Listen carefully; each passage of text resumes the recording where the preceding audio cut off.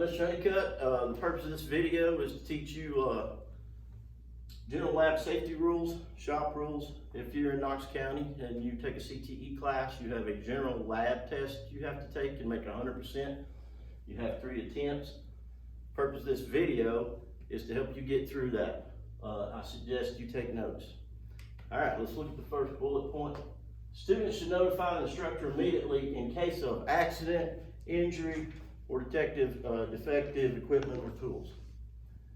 So that's pretty self-explanatory. If we have an accident, we spill something, let me know. We'll get it cleaned up before somebody slips on it.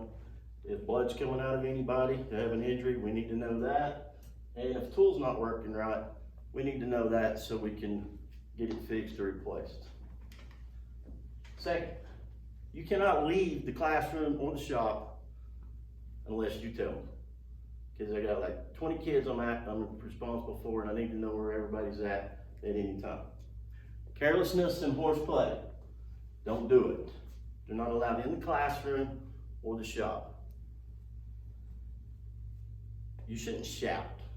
I've worked with guys, most guys working on cars are very focused, they want to do the job right, and that's all that's in their world, in their head. I used to work with a technician that if you walked up to him and he didn't hear you come and you said his name, he'd jump about 2 foot in the air. So it could be bad. So next, students should not rush laboratory work because it may lead to accidents or injuries. Take your time. This is a learning environment. You're not in a shop where you're trying to turn hours to make money. You're here to learn, so don't get in a hurry. Just take your time. Let's get it done right. Approved safety glasses and goggles must be worn at all times. It says classroom, but I'm not going to require you to wear them in the classroom. But anytime we step into that shop, you have to have safety glasses on. At the end of class, we need all the tools put back up, cleaned, and where they go. This way, the next class that comes in, we're not running around searching for stuff that you laid on a bench over in the corner and we can't find it. So make sure everything gets put back where you found it. Next, approved safety glasses are identified by the Z87.1 logo and the manufacturer's emblem. What Z87.1 means is that's the material they're made of, and it's like polyurethane, I don't know what it is, but it's so in impact they don't break. Also, shop clothes is unsafe if it's loose, bagging, sagging, or flammable. So in other words, no loose clothes. It could get caught in something moving on an engine. We don't wear jewelry in the shop, no necklaces, no lanyards with keys hanging on them. So we gotta have everything tucked in and nothing loose. What we got next? All right, if somebody's doing something, they're here to learn, don't disturb them.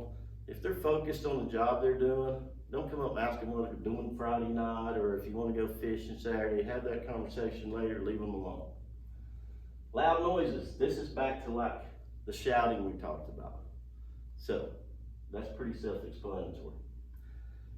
If tools or equipment become defective, you should report them to the instructor.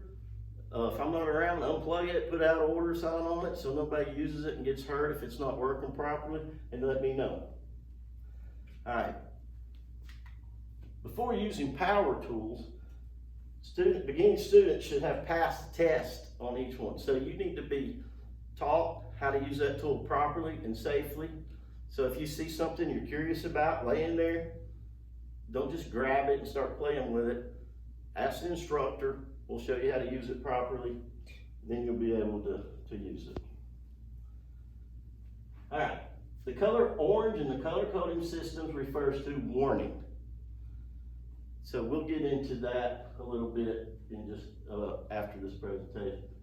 All right, this one I like. I tell my students this, and it makes me look good most of the time.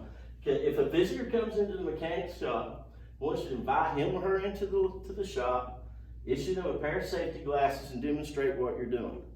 So the example I use is like, say, our principal comes in with somebody from downtown.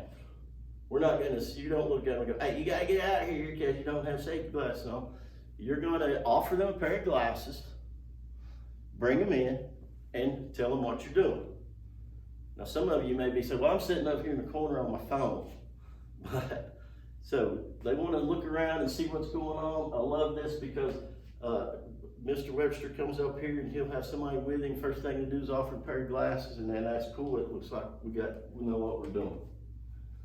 All right, if little Freddy shows up under the influence of drugs or alcohol, in order to protect their safety, one should notify the instructor and discourage them from working on anything. So what if you're in this corner and little Freddy plugs in a grinder and starts doing this, and I'm all the way in this corner of the shop with somebody else? So first thing I would do, unplug that grinder, discourage him from working, and then come and get him. All right. Wear personal protective equipment as needed by specific shop jobs, respirators for pain, etc. So these are referred to as PPE. When you hear the acronym PPE, personal protection equipment. Now, as far as in the shop, in our environment, is basically shoes that do not, so you can't see your toes. So no sandals, flip-flops, stuff like that. Your feet have to be covered, and the safety glasses. Now, there's other jobs we can do where I might require you to wear like a face shield where sparks will be flying, but most of the time that's our PPE. There it is again, the Z871 logo and manufacturing emblem on safety glasses tells the user specifically that the glasses meet OSHA standards. OSHA, Occupational Safety and Health Administration. This is a branch of the government that was formed in the early 70s. I guess they got tired of, these guys could only count to 9 because they were cutting a finger off. So they had to make these rules to follow. And I refer to OSHA as like the FBI of safety. They have the authority to come into a business and they can just shut it down. If they look around and there's too many things that's not compliant, they can say, hey, send everybody home, lock your doors, call us when you get this fixed, we'll look at it and we'll open you back up. So if you see OSHA on a safety test, just remember that, it's probably the right answer. All right. Okay, say this is a little confusing. In the area surrounding the caution tape is an area developed for educational tools and communicate potential safety. So anyway, if you see an area with tape around it, caution tape, and there's somebody in there working, they're probably working with something that could be dangerous, a grinder, torch, like welding shops and stuff like that. Don't bother. Don't unplug their grinder and ask them, hey, what are you doing after the game Friday night? You don't want to do stuff like that. Leave them alone. Safety rules are for keeping everyone safe and free from injury or death. So when you get in these classes, it's very important that you follow these rules, because instructors like myself, we have like 20 students we're in charge of.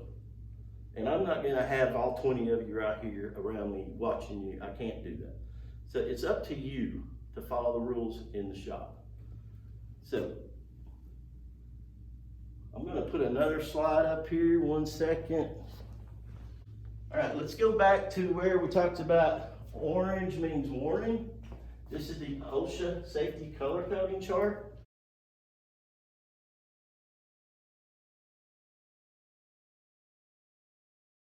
You will see red means emergency. If you're driving a car, it means stop. Orange is warning. Yellow is caution. Now you can see the rest of it. Like if you see a first aid kit, it's going to have a green arrow on it. Safety information, traffic flow, radiation, stay away from this if you see this sign. Let me give you an example of warning and caution. If you're working on a car and you take the console out and you see some yellow wires, caution. You are messing with the airbag system. This means you could make a wrong move.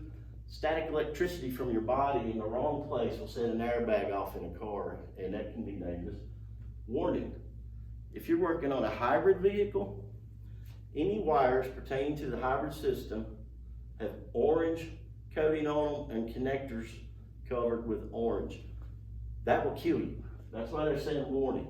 These hybrid batteries have anywhere from 200 to 300 volts. And if they get a hold of you, you're done. So remember, caution, warning. If you see these colors on the car when you're working on it, stop, ask questions. I guess that's the end of this presentation. Thank you.